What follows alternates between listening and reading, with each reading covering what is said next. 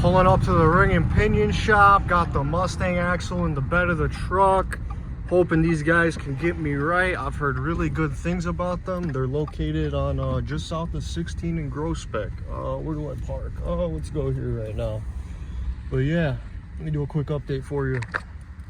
So it turns out I pulled the axle out. I got it. No, you won't be able to see it back there. But yeah, I got it pulled out.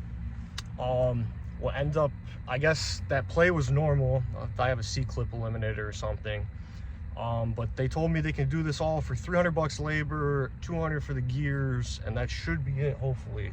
Now, they told me 4 days, so probably the next clip you'll see will be me talking about it being done, showing the axle, and then installing. So I'll catch you guys. Here's the axle. I got it tied down. Going with, I'm torn between 355 or 373s. He's giving me the option. I'm gonna see, maybe talk to him, see what he says. Yeah, that's about it. Back home working on the car now, and I was getting ready to do like, I see over there I got the red lower control arms I'm doing. But as you can see, I want to go remove this one because you know I was talking about that wiggle. Look at this, guys. That ain't supposed to be like that. Let me go check the other side for you. Let's go check this out. Oh, I got an M54 right there. Don't ask. It's just, oh my God, got more junk everywhere than, oh, it's like a junkyard in here. Oh, same shit, dude. Look at that. Wow, this thing is whopped the fuck out, dude. All right, well, I found my issue. As you guys saw in the previous clip, the car's rear axle is currently at the shop getting rebuilt. I went with a 355 gear, and because it's boosted now, so I need a little bit more on the highway. It was starting to get a little obnoxious at 3,000 RPM. But yeah, I also got to fix, go back to this side, come over here, oh, without dying, crushing myself. So when I did the fuel pump, I ended up messing up this hose right here. So every time I go to fill it, I have to like barely squeeze it. So I think I gotta undo this bolt here, and then I gotta either push it in or pull it out. I'm not exactly sure. I think that doesn't look like it's fully in. I had to fucking hammer this thing out last time. Oh, but I'm so glad I found this because, dude, that is a lot of play that shouldn't be there. And I guarantee, oh my God, I was in Mexico like this, dude. Wow. It's a friendly reminder to do bolt checks, guys. This is not a joke. Wow, that could have definitely messed me up. All right, well, I'll hit y'all with more updates as I'm out of here. Just pulled the lower control arm off, and as you can see, after I saw that, or I uploaded that video with all the play, dude, this thing is whopped. So yeah, I'm definitely thinking this was my problem. I'm sure the axle, the interior, like what I'm having it rebuilt for, the clutch packs, probably caused this as well, because there was a lot of forced movement, and I don't know for sure what failed and what could have caused it. So I guess it's better to change everything at once. I'm going to show in depth more of how to do this, because with the exhaust hangers, this is a bitch to get out. And I assume that everybody's first mod when they do control arms will probably be these, obviously, because it's a control arm. But I'll show you guys a trick in the next clip about how I got these out, because if you have, which I think these are Flowmasters. Okay, so the trick is to do this job, to get to this bolt here, because your exhaust, if it's like mine, was going to sit up like an inch and not allow the extension in the socket to get in there. So what I did was, instead, because these hangers are going to crack and I didn't want to fight them, two 10mm bolts. It's going to be fun to lift, but that's easy. We're strong.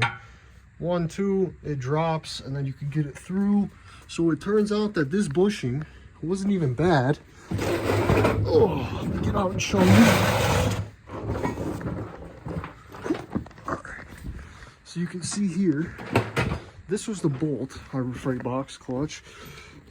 This was the bolt inside the passenger side control arm. Fucking iPhone cable.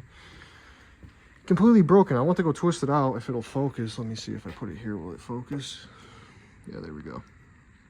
Broken off completely. It was just spinning in there. And what's crazy is that I drove it like this for like a year and a half. So do bolt checks, guys. That's going to be your lesson from me today. So I got all the control arms, upper and lowers here. I did go ahead. This is the stuff I use, Lubriplate. We use it at our shop. It works great for stuff like this. All the bushings I lubed up pre. Same with the tubes that go in them. And then now I'm going to time lapse me using my vise here and I'm gonna press them in because I don't need a fucking crazy tool. We're in a garage, and I'm gonna show you guys that we can do this stuff literally at home tools because there's no reason for nothing else.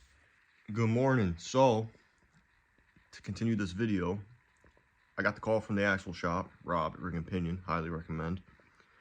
Axle's done. I'm gonna go pick it up this morning, you know. Just had to get my cup of coffee in, and we're gonna go load it up in the truck, bring it back, and then I won't install it when it gets here because I gotta go to class first. But after that, I'll probably have some more clips of me installing it. Maybe I'll try a time lapse. I tried to do, as you probably saw in the previous clips, a time lapse with the control arms, but I could not. I need a fucking bipod or stand for the phone because that shit was not working out. So yeah, I'll keep y'all updated. See you. What's up, guys? As you can see, I got my axle back. My boy Gabe is here helping me install it. Oh, doing the lower control arms right now. I kind of skipped a few steps because it kicked our ass, but everything's in and should be running today. Got a couple other things on the list and we'll probably add to it, but as of right now, our main focus is getting this installed.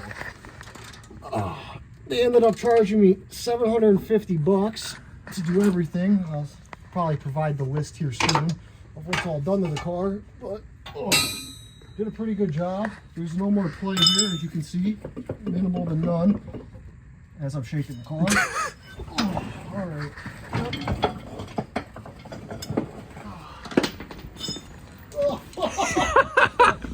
Oh, we got it on camera. Good. It's the type of shit that happens when you build cars. Oh, where'd my wrench go? Yep, that's the other part of the game. All right, doing the passenger side now. Where's this at? Wait, why is this tight? That don't make no sense. All right, fuckers, we got this bitch in. Going 3X, there it is. I gotta do brakes, rotors now, suspension's all good. Oh, cracked my phone screen in the process. So we ended up going with 355 gears because you get more boost per gear, I guess, as I was reading in the forums. But yeah, I'll update you more when I flip the camera. My buddy here's telling me 130 foot-pounds for this rear torque. 130 foot-pounds. 130. You ain't getting 130 out of a 3/8. 3/8 ratchets. 100. I got. Look at these forearms, dude. My ancestors didn't come to America for nothing. Let me tell you, we come from mountains, bro. Mountains. Yeah. So as you guys can see, no play at all. You see, this is what money gets you. You take your shit to a shop. I'm all for doing shit in the garage, as you can see, but some jobs are out of my control. Had the turrets though, so you know the job got done right. Sponsored by Matco. Yeah, we're pretty close. Not a lot left. I wouldn't have been able to do it without my boy Gabe here because I was going to do this by myself, and it is not easy. Everything's like 130 foot-pounds. It's a two-person job, and now I got to go get my torque wrench because my buddy here won't let me drive off without these torque to spec snugged. I got ugga-dugga risks, all right? But yeah, I'll stop yapping. I'm gonna do a wideband O2 sensor today, mess with my radio, rewire that. I'm leaving the quad shocks off because those are retarded. Oh, I'm getting canceled. All right, yeah, I didn't mean that. I'm sorry. Okay, next clip, see you. Got all the rear axle installed finally. Took me about all day, but had to just tidy stuff up. It really is a quick job. Definitely two people though. My buddy had to help me, as you guys saw, install it. But other than that, overall pretty easy. They wanted 130 foot-pounds. I don't know about that, man. These are grade 8, but either my torque wrench is broke or they just kept spinning. But honestly, the last time I installed this, it wasn't that tight and it lasted. I mean, granted, you saw the bushings were bad and it never, I had taken the top ones off and changed the bushing stuff. They were the problem, but it was the lowers. Yeah, I learned also that the guy decided to do the driver's side, front and rear, drilled and slotted, but not the passenger side. So I'm kind of concerned about that, but I mean, I've had it like this since I got the car, so I haven't had an issue. I've ran it down the track too, it stops just fine, doesn't pull to the left or nothing. What else? Wideband. Installed a new one, a sensor. Maybe if you guys see this and can comment the issues I'm having and hopefully help me. I'm running AM wideband. I've got it. It's hard to, I don't want to crawl into the car right now. I've been working on it all day. But new Bosch LSU 4.9, same problem where it just it's stuck at 14.7 no matter what I do to the car. Changed the sensor, rewired it 4 times. I even put in another sensor off my dad's car that worked literally 5 minutes before it was installed. So very confused on why a new Edge just doesn't want to use AEM wideband. So comment below what you guys are using. I'll probably do a POV drive here soon. I got a GoPro for it and everything. I'll do some nice either night drives, everything like that, you know. Got to rewire the radio too, as you guys can see.